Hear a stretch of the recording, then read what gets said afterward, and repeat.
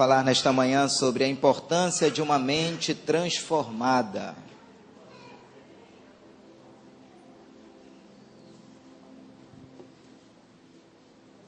Romanos capítulo 12, versículo 2.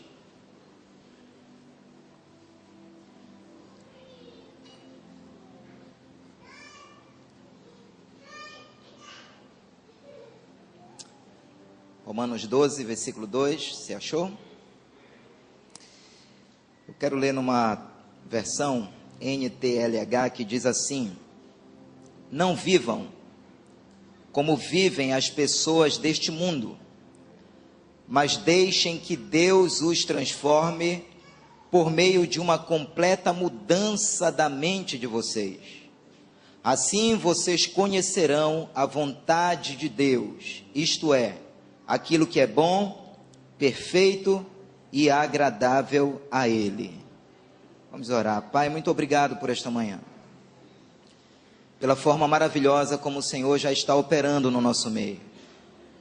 Nesta hora, quando aqui estaremos ministrando a palavra do Senhor, pedimos, Pai, que o Teu Espírito aplique esta palavra aos nossos corações nesta manhã. Senhor, eu não quero duvidar de que talvez haja no nosso meio pessoas tão desistidas da vida cristã. Pessoas que talvez fizeram do culto desta manhã o seu último culto nesta congregação. Mas eu te peço, Espírito Santo de Deus, faz esta obra maravilhosa no coração destes e dos nossos também, para que possamos sair daqui rendendo ao Senhor toda a honra, toda a glória e todo o louvor. Que a nossa mente se abra nesta manhã para o entendimento da Tua palavra. Que o nosso coração, Senhor, se quede, se renda diante, Senhor, do poder que há na palavra do Senhor. Porque o Evangelho do Senhor é poder de Deus para a salvação de todo aquele que crê. Liberta-nos, Senhor, nesta manhã. Transforma-nos, Senhor, nesta manhã. Salva-nos, Senhor, nesta manhã. É a nossa oração, Senhor, desde já com gratidão, em nome do Senhor Jesus. Diga amém, você pode se sentar. Irmãos, igreja querida, essa ministração, ela nasceu a partir do seguinte questionamento.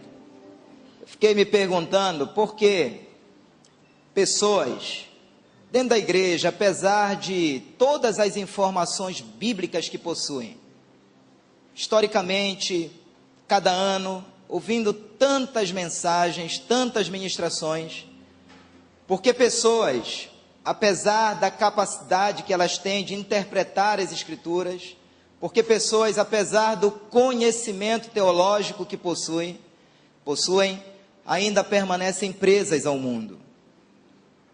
Pessoas que não crescem, pessoas que não rompem, pessoas que não desatam, pessoas que não ampliam o seu relacionamento com Deus, elas parecem que permanecem as mesmas, entra ano e sai ano e parece que aquelas pessoas não mudam. E aí, em nome disso, a gente vai vendo igrejas cheias de pessoas com mentes vazias do conhecimento da palavra do Senhor. E a gente precisa de uma resposta para isso. Porque estamos diante de uma geração de tantos cristãos sem o entendimento correto da palavra do Senhor, sem a compreensão correta das Escrituras Sagradas. Pessoas que no seu comportamento vão demonstrando que não possuem uma mente transformada, que não possuem um coração alinhado com o coração de Deus. Pessoas que literalmente não mudaram a sua forma de pensar. E a pergunta é, pastor, por que isso? E é a pergunta que nós tentaremos responder nesta manhã. Eu começaria respondendo essa pergunta dizendo que há pelo menos 3 grupos de pessoas dentro da igreja. O primeiro grupo nos fala de pessoas que nunca nasceram de novo. E elas estão dentro desse ambiente, dessa estrutura chamada igreja. Elas não estão no corpo de Cristo. Elas não são membros do corpo de Cristo. Mas elas fazem parte desse ambiente congregacional. São pessoas que nunca nasceram de novo. E nós não poderemos esperar delas um testemunho adequado. A gente não pode esperar dessas pessoas um pensamento diferente da do mundo. Nós não podemos esperar dessas pessoas. O segundo grupo que nós encontramos dentro das igrejas é o grupo de pessoas que nasceram de novo, mas elas não pararam no novo nascimento. Elas mergulharam de uma tal forma no relacionamento com Deus. Elas se apaixonaram de uma tal forma pela palavra do Senhor. Elas se relacionam tão profundamente com o Senhor, que estas pessoas passaram a interpretar a vida de acordo com a ótica divina. Elas passaram a ver a vida, a interagir com o mundo, à luz da palavra de Deus. E essas pessoas são as que mais fazem diferença no reino de Deus. São as pessoas que sustentam um testemunho cristão, são as pessoas que crescem, são as pessoas que avançam, são as pessoas que rompem, porque elas não pararam apenas no novo nascimento. Elas decidiram mergulhar num relacionamento sem igual com a presença de Deus.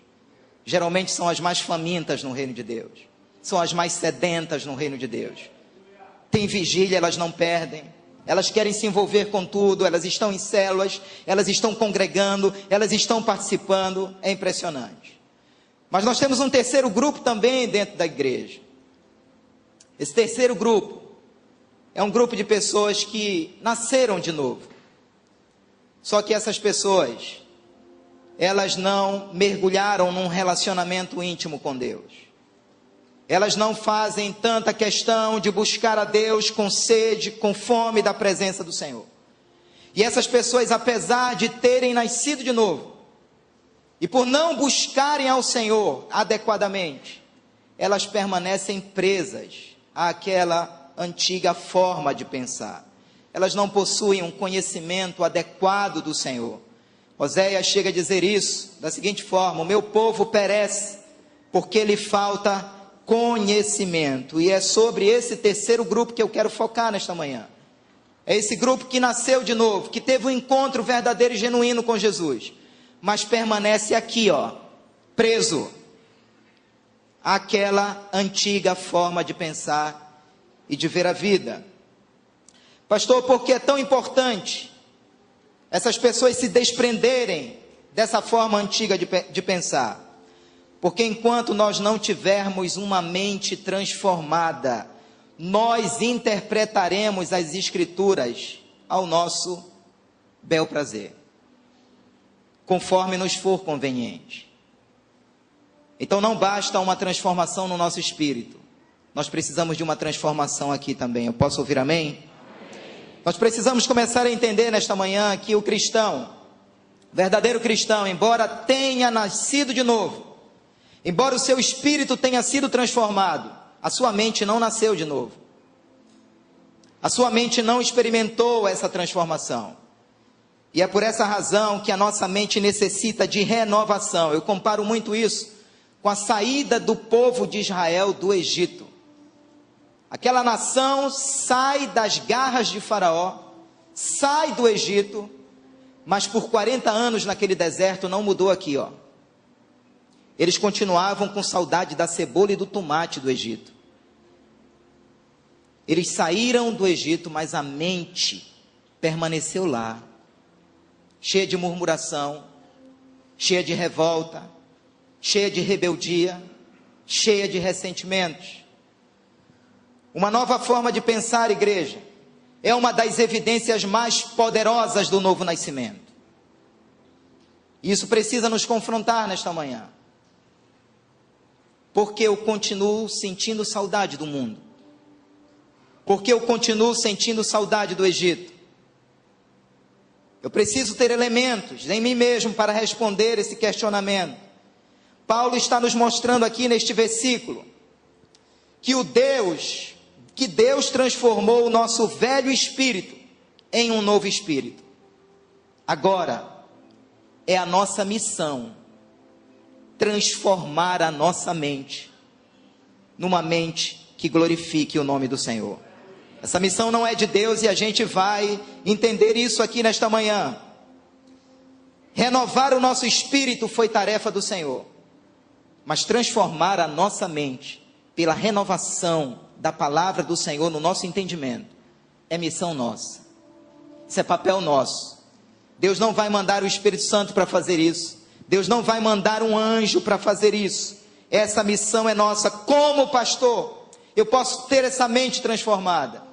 Permitindo que a palavra do Senhor molde o nosso entendimento, permitindo que esta palavra molde completamente a nossa forma de pensar, a nossa maneira de ver a vida.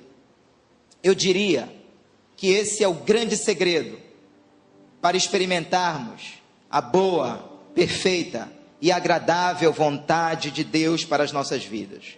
Como experimentar, pastor, essa transformação no nosso entendimento? Como consolidar essa nova mentalidade? Em primeiro lugar, diga comigo, não subestime as batalhas travadas na mente. Não subestime. A nossa mente é um verdadeiro campo de batalha, sim ou não? É o lugar onde todas as guerras espirituais se processam. É na nossa mente. Não é de admirar que o pecado entrou no mundo por causa de uma batalha que se travou na mente de Adão e Eva. Foi ali que tudo se processou. E eles literalmente ignoraram a voz de Deus em suas mentes. Sabe, igreja, nós precisamos entender que as piores batalhas que envolvem a nossa vida não são aquelas que estão fora de nós, mas são aquelas que estão dentro de nós, a partir da nossa mente, a começar na nossa mente. São as piores batalhas que envolvem a nossa vida. O apóstolo Paulo experimentou essa guerra em Romanos 7, 23, quando ele disse: mas vejo nos meus membros outra lei, que guerreando contra a lei da minha mente, me faz prisioneiro da lei do pecado que está nos meus membros. No mesmo capítulo 7, Paulo desabafa dizendo: o que eu quero fazer, eu não faço, e o que eu não quero fazer, isso eu acabo fazendo. Quem me livrará do corpo dessa morte?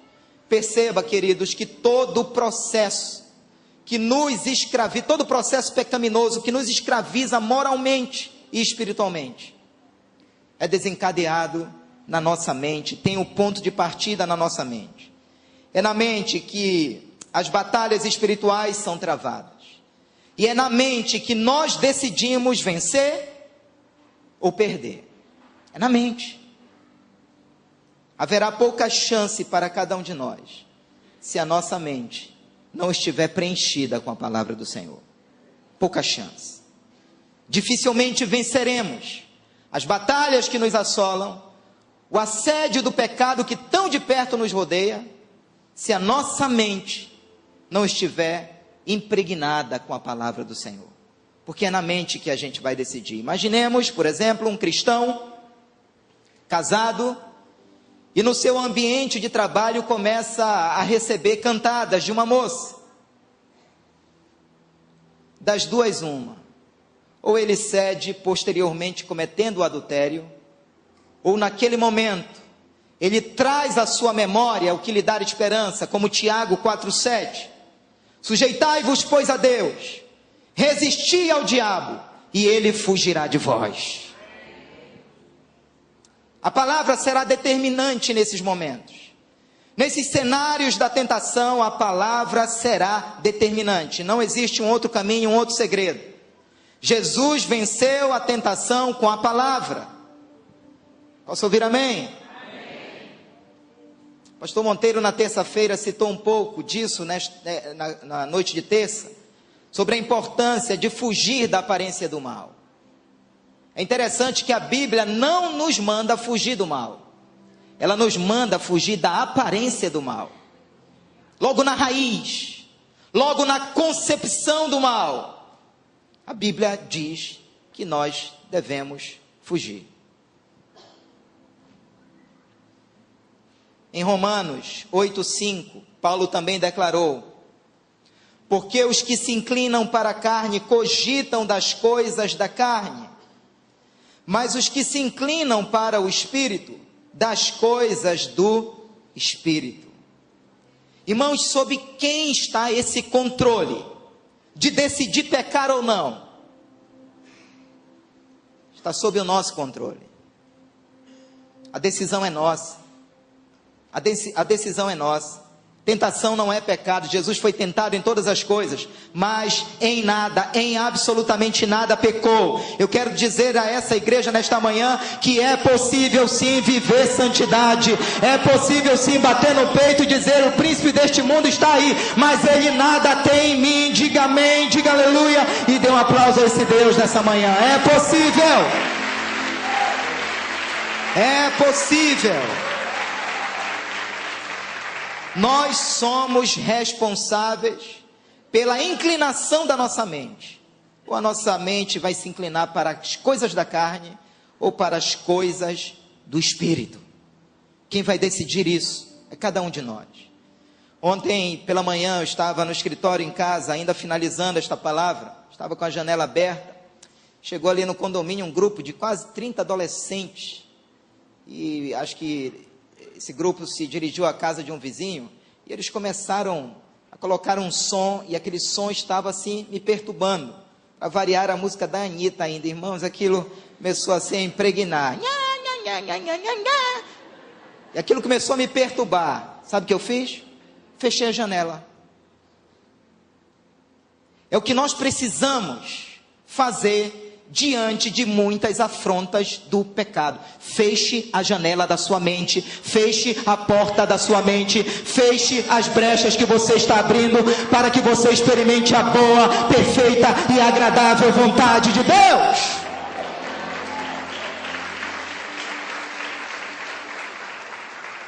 O que você espera, permitindo que a sua mente se abra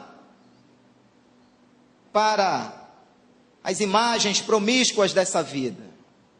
Você não pode esperar, querido, outra coisa. Você não pode esperar outra coisa que não seja uma queda, que não seja um envolvimento com o pecado. Pastor, o que é uma mente renovada? É uma mente que pensa como Jesus. É assim. É por essa razão que a Bíblia diz que nós temos a mente de Cristo, para pensarmos como Cristo pensa. A mente de Cristo não é impura, a mente de Cristo não é incrédula, a mente de Cristo não é profana, e o desejo de Deus é que a mente de Cristo seja enraizada em nós. Só que a iniciativa desse processo, isso não é do dia para a noite. Isso é uma construção, isso é uma conquista. Só que a iniciativa desse processo é 100% nossa. 100% nossa. Note que o texto de Romanos 12:2 não está dizendo assim: e Deus transformará e renovará as vossas mentes. Não é isso que o texto está dizendo. O texto não está dizendo que Deus vai transformar e renovar a nossa mente. O texto está dizendo assim: transformai-vos pela renovação da vossa mente. Quem tem que se transformar na mente somos nós. Estão entendendo? Esse papel é nosso.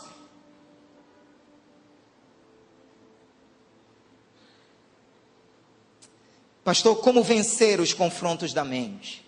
2 Coríntios 10, 3-5, mostra como. 2 Coríntios 10, versículo de 3-5.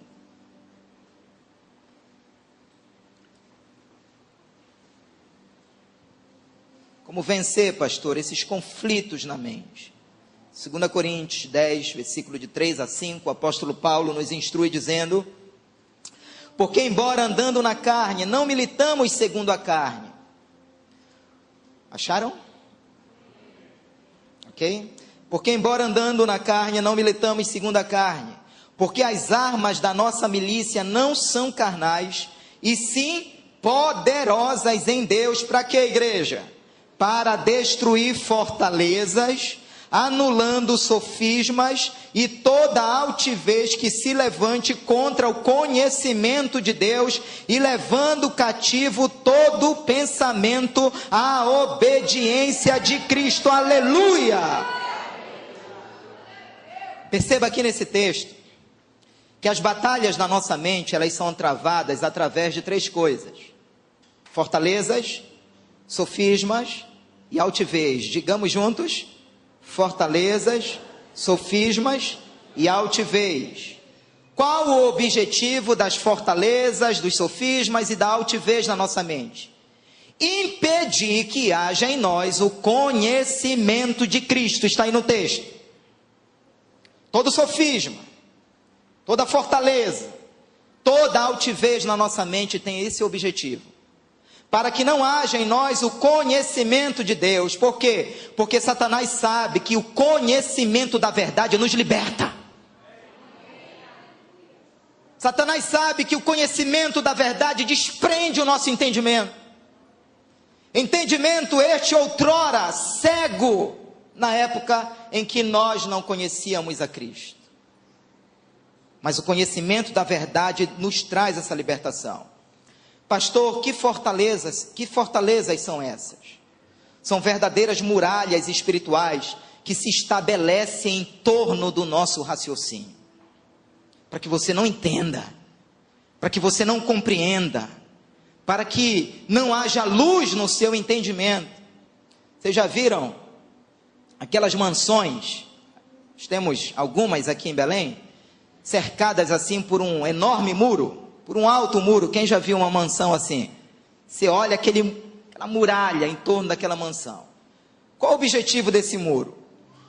O objetivo desse muro é para que as pessoas que estão do lado de fora não enxerguem o que está ali dentro. As pessoas não visualizem o que está ali dentro. Essas fortalezas são verdadeiras muralhas espirituais, que vão sendo estabelecidas em torno do nosso raciocínio. Para quê? Para que você não enxergue além dessas muralhas. Para que você não enxergue além dessas mentiras.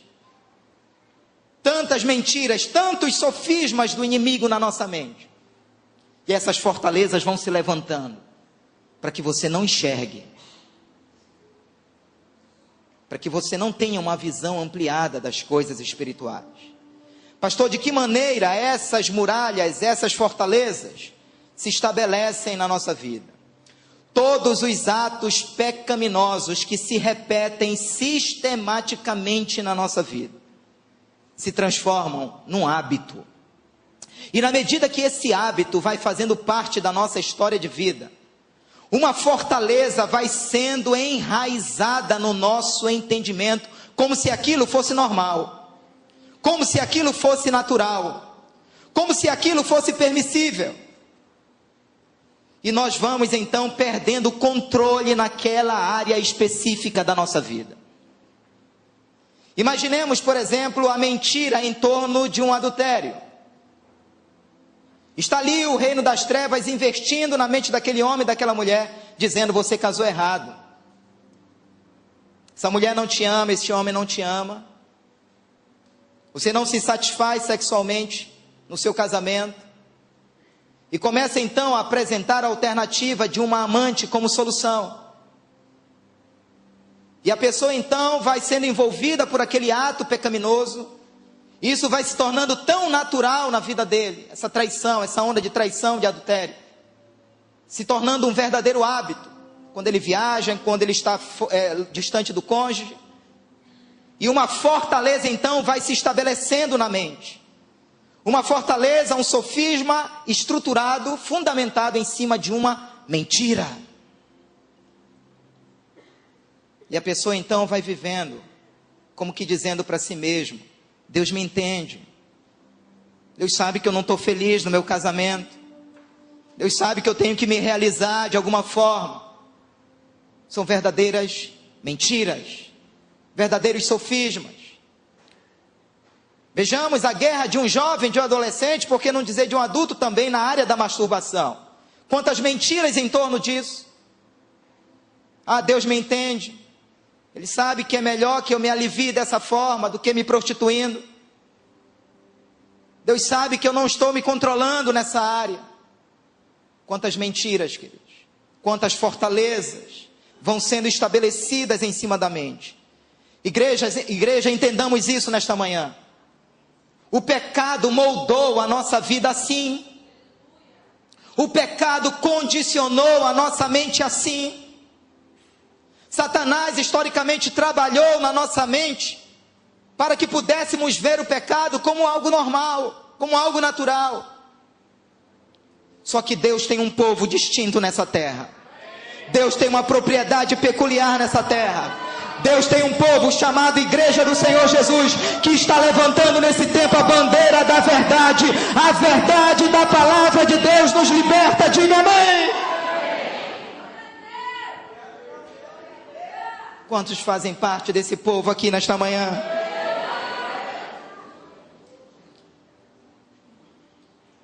E é pela falta dessa transformação no entendimento que muitos crentes acabam vivendo esse ciclo doentio do cai, levanta, se arrepende, cai, levanta, se arrepende, cai, levanta. Irmãos, isso não é vida.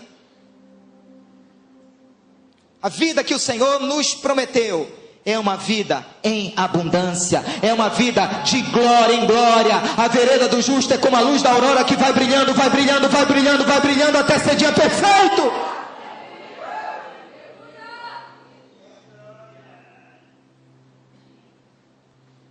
Eu orei aqui no início dessa mensagem pedindo que até aqueles que talvez fizeram desta manhã o último culto da sua vida, porque estão dizendo para si mesmo: eu não consigo viver a vida cristã, isso não é para mim, isso não é para mim. Não é verdade, é para você sim. Há poder no sangue de Jesus, há poder na palavra de Deus.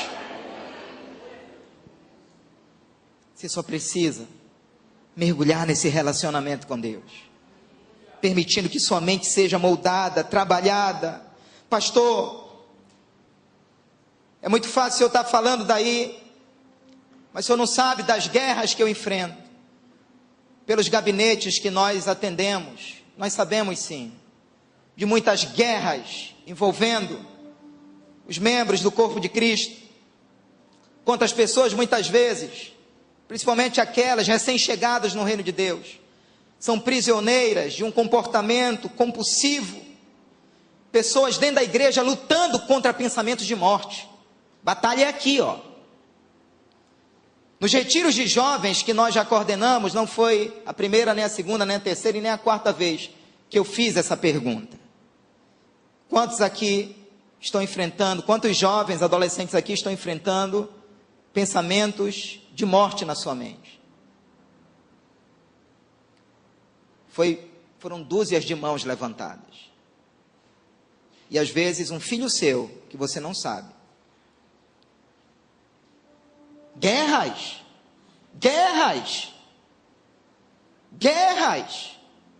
Travadas aonde? Na mente. Pessoas muitas vezes dentro da igreja, lutando contra o pensamento homossexual, contra o pensamento da pedofilia, da prostituição, do adultério. Pastor, como destruir essas fortalezas? 2 Coríntios 10, 4, responde. Está dizendo que as armas da nossa milícia, ou seja, tem uma guerra, é verdade, mas eu não estou com as minhas mãos vazias nessa guerra. Eu tenho armas em minhas mãos, e essas armas, segundo o texto, são poderosas em Deus, não é em mim, não é na minha força, é em Deus, para destruir fortalezas, anulando sofismas e toda altivez. Tem armas, e a principal delas, o ponto de partida de todas as demais armas, é a palavra do Senhor. Cadê sua Bíblia? Levante a Bíblia aí. Levante a Bíblia. Levante a Bíblia. Aqui está, querido, tudo o que você precisa para viver uma vida cristã vitoriosa em todos os sentidos. Diga amém. Principal arma, palavra. É a partir dela que vem as demais, como a oração, como o jejum, como a adoração. A palavra, João 8, 32, 36. E conhecereis a verdade, e a verdade vos libertará. Se pois o Filho vos libertar, verdadeiramente sereis livres. Irmãos, se esses padrões de pensamentos e comportamentos pecaminosos nos foram imputados pelo reino das trevas, agora eles serão banidos pelo Rei dos Reis e Senhor dos Senhores.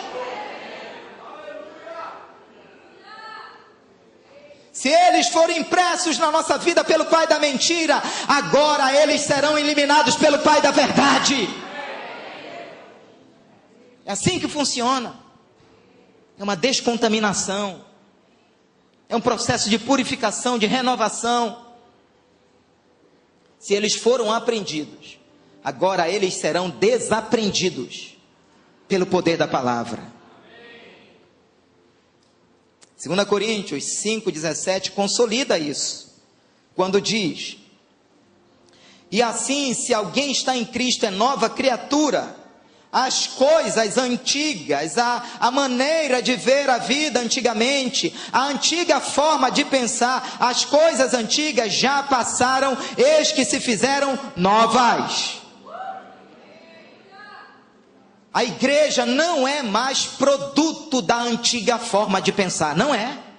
Você tem que se convencer disso, você tem que tomar posse disso. Precisamos entender isso, queridos. Eu disse a igreja, aquela que nasceu de novo, foi lavada pelo sangue de Jesus. Nós somos novas criaturas. Em Cristo, as velhas fortalezas podem ser destruídas.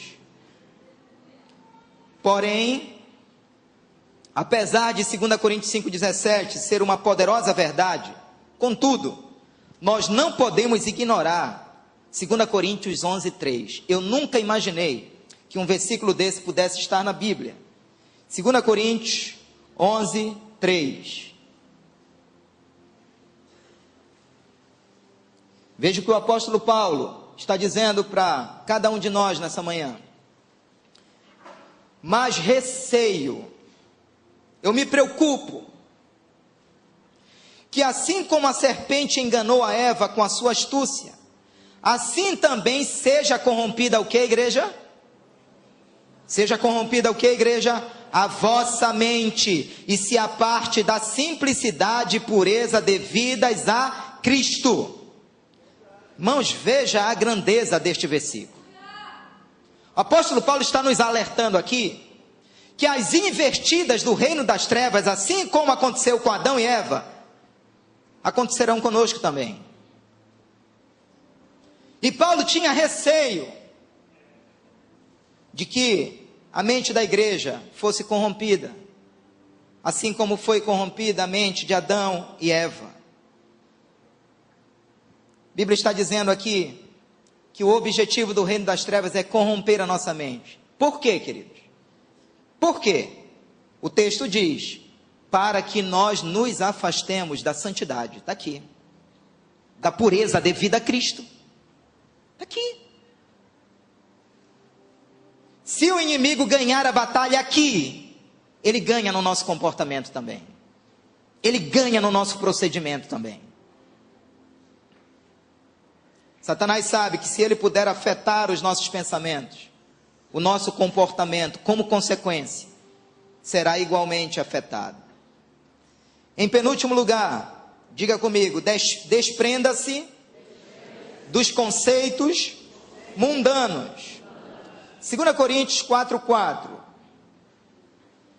A Bíblia diz: nos quais o Deus deste século cegou o entendimento dos incrédulos, para que não lhes resplandeça a luz do evangelho da glória de Cristo, o qual é a imagem de Deus. Então veja que esta é a ação do Deus deste século.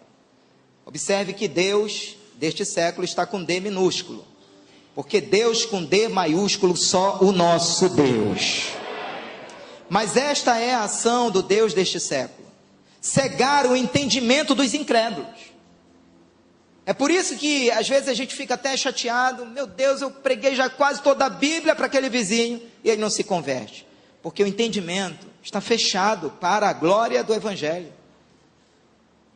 E essa obra foi uma obra operada pelo reino das trevas. Só que Paulo agora chega e diz o seguinte: olha, no passado vocês estavam cegos no entendimento, agora, o versículo 2 de Romanos 12, não vos conformeis com este século. Antigamente o Deus deste século regia o seu entendimento, agora não se conforme mais com este século, com as coisas deste mundo, com as coisas desse sistema que está aí fora. Isso significa, queridos, que o mundo não é mais fonte de inspiração para nós. Posso ouvir amém? Isso significa que nós não seguimos mais a conduta e os costumes e os pensamentos deste mundo. Isso significa que a nossa maneira de pensar e ver a vida mudou completamente. Mudaram completamente. Nós não vemos mais o mundo como antigamente. Nós não vemos mais a vida como antigamente. Antes nós éramos moldados pelo pecado. Agora nós somos moldados pela palavra de Deus. Diga para o seu vizinho: olha, mergulhe nesta palavra. Mergulhe nesta palavra. Mostre sua Bíblia para ele, ou mostre a Bíblia dele para ele. O mundo não é mais a nossa inspiração. O mundo não é mais essa fonte para nós. Por exemplo, o mundo, ele enxerga o namoro da seguinte forma: pode transar antes do casamento, pode ir para a cama antes do casamento. A igreja não vê mais assim.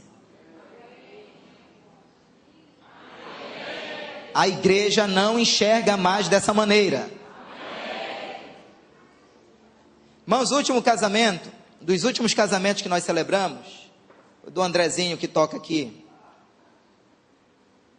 2 anos, namorando, noivo com a doutora Carla, e estabeleceram durante esses 2 anos não se tocar,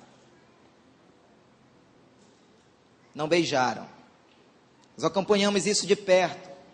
O André estava lá no tapete esperando a noiva chegar. Eu fui lá no ouvido dele: André, me fala a verdade, tu beijaste ou não beijaste? Ele disse: pastor, estou dizendo aqui diante de Deus que eu não beijei. Está ali o casal, dá um sinalzinho. Casamento banhado pela presença de Deus, pela glória de Deus. Irmãos, isso o mundo não entende. Isso é loucura para o mundo, mas para os que conhecem a Deus é poder de Deus.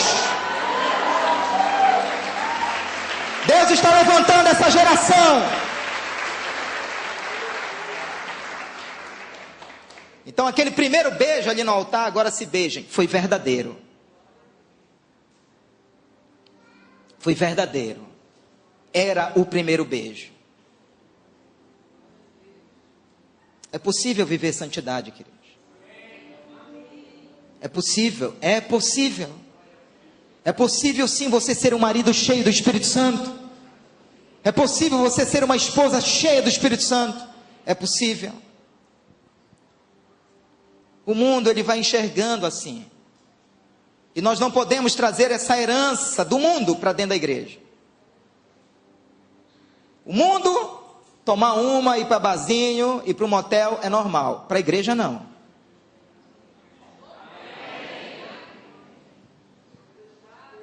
Para a igreja não. Quantas fortalezas na mente de algumas pessoas. Pessoas muitas vezes envolvidas no homossexualismo dentro da igreja. Conversamos até recentemente, pastor, sobre um caso.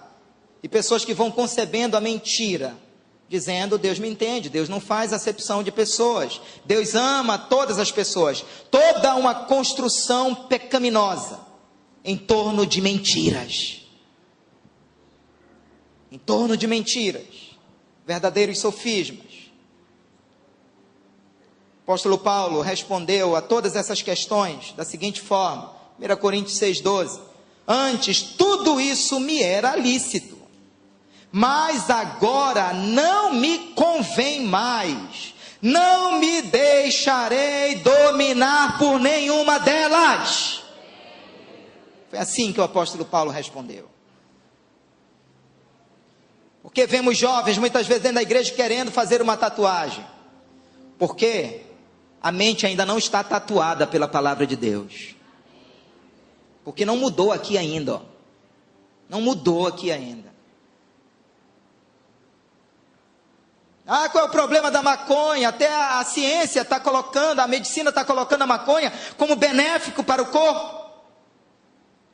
Precisa mudar aqui, querido. Se não mudar aqui, vai ser difícil.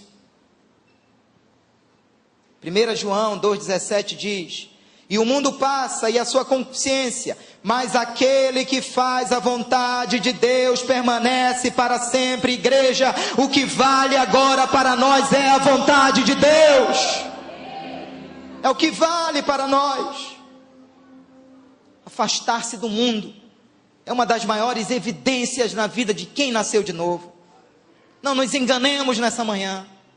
Se você ainda ama o mundo, talvez você precise se convencer de que não tenha nascido de novo ainda.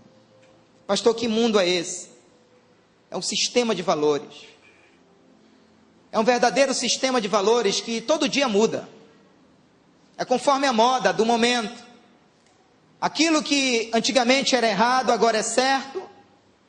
Aquilo que antigamente era certo, agora é errado. Porque o mundo, ele funciona assim. É o sistema do tudo pode. É o sistema do não tem nada a ver, pastor. Todo mundo faz. Que mal tem isso? É assim que o mundo pensa. Sabe, pastores? Ninguém consegue mudar o comportamento de ninguém se não mudar aqui primeiro. Se não mudar aqui primeiro. Talvez essa seja a razão do porquê nós batemos na tecla, às vezes na mesma área com determinadas pessoas. Entra ano e sai ano e é aquela mesma. Uma vez eu tive vontade até de gravar assim um CD para um discípulo. O discípulo, olha, ouve aí, cara, esse ano todo, porque eu já estou te falando a mesma coisa. Falando a mesma coisa por anos a fio. Porque precisa mudar aqui. Precisa mudar aqui. Pensamentos corretos geram comportamento correto. Geram comportamento correto. Imaginemos a pessoa viciada em jogar na Mega Sena. Por quê, pastor? Porque os fundamentos de riqueza que essa pessoa tem na mente são monetários. Mas os fundamentos de riqueza que um crente tem na mente são outros, são eternos. Onde estiver o vosso coração, ali estará a sua riqueza. Se o seu coração está em Deus, você é o homem e a mulher mais rico do planeta Terra.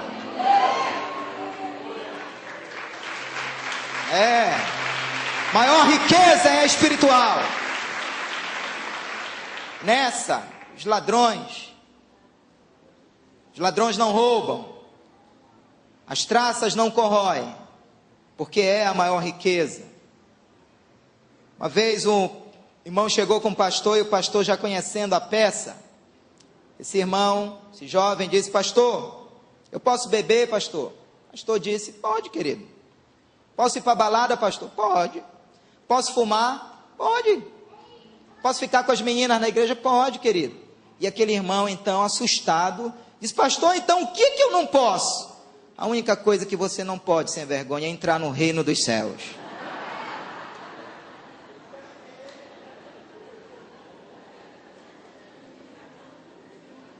Porque aquele que nasceu de novo não vive na prática do pecado. Antes, o seu desejo é agradar aquele que o alistou para a guerra. Se você é um desses soldados do reino de Deus, dê um forte aplauso a ele nesta manhã. Aleluia!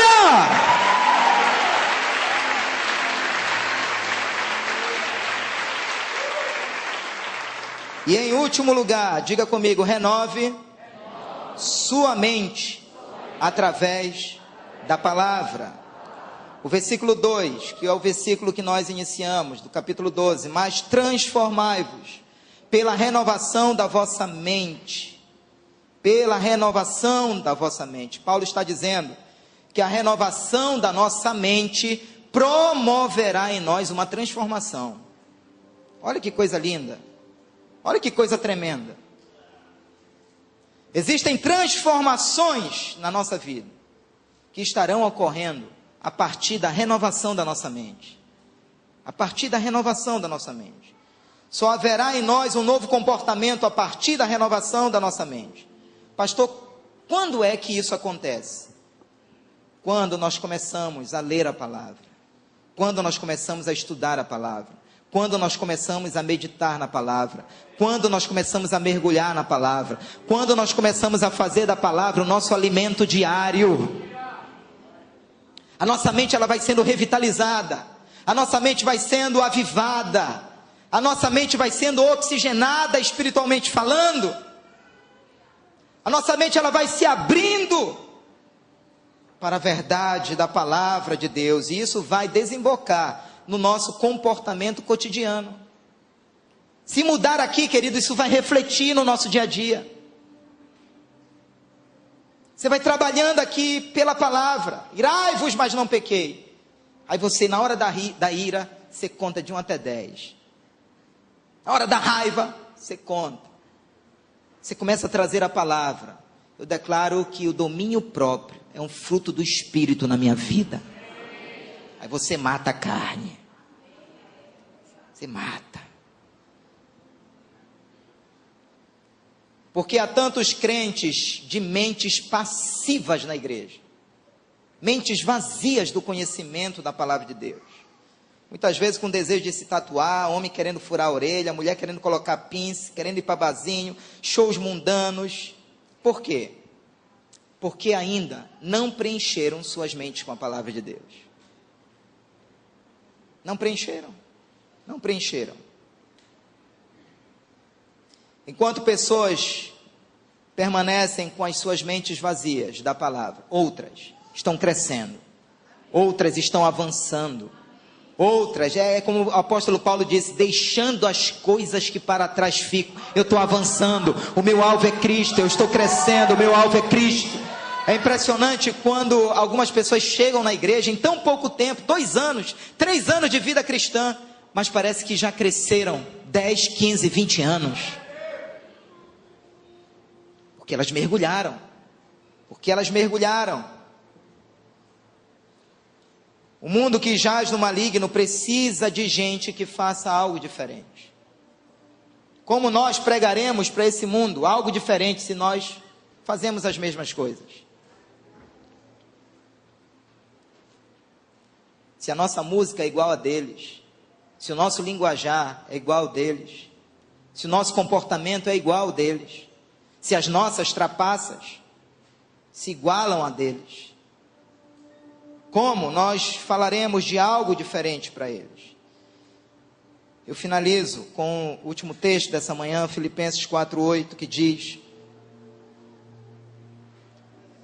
finalmente, irmãos, tudo que é verdadeiro, tudo que é respeitável, tudo que é justo, tudo que é puro, tudo que é amável, tudo que é de boa fama, se há alguma virtude e se algum louvor existe, seja isso o que ocupe o vosso pensamento. Não permita, querido, que a televisão molde o seu pensamento. Não permita que a internet molde o seu pensamento. Não permita que a cultura deste mundo molde o seu pensamento. O que precisa nortear o nosso pensamento é a palavra de Deus. Nós temos uma outra cultura agora na nossa mente, no nosso espírito, é a cultura da palavra. O que vale agora para nós é o que a palavra de Deus diz e ponto final. Ponto final. Não acredite no que a mídia diz, não acredite no que a televisão diz, não acredite no que a internet diz, acredite naquilo que a palavra de Deus diz. A Bíblia diz: seja Deus verdadeiro e todo homem mentiroso. O que vale para nós é o que está na palavra de Deus. Como nós seremos transformados se nós estamos conformados? Você decide, querido. Você decide nessa manhã. Que tipo de vida cristã você quer viver? Desprenda-se. Desprenda-se nessa manhã. Eu não sei o que é que está roubando a tua alegria, o que está roubando a tua comunhão com Deus. Desprenda-se. Saia daqui nesta manhã dizendo: Senhor, eu decido. eu não vou viver mais esse conformismo. Eu quero essa transformação para a minha vida. E em primeiro lugar, eu quero me dirigir às pessoas que estão aqui nessa manhã e que nunca tiveram novo nascimento. Pastor, eu confesso que eu não consigo perceber na minha vida essa transformação na mente, nem no meu comportamento. Eu também não conseguia ver isso antes, porque só o novo nascimento nos esclarece, só a verdadeira conversão traz a luz do Evangelho para a nossa mente, para o nosso coração, para o nosso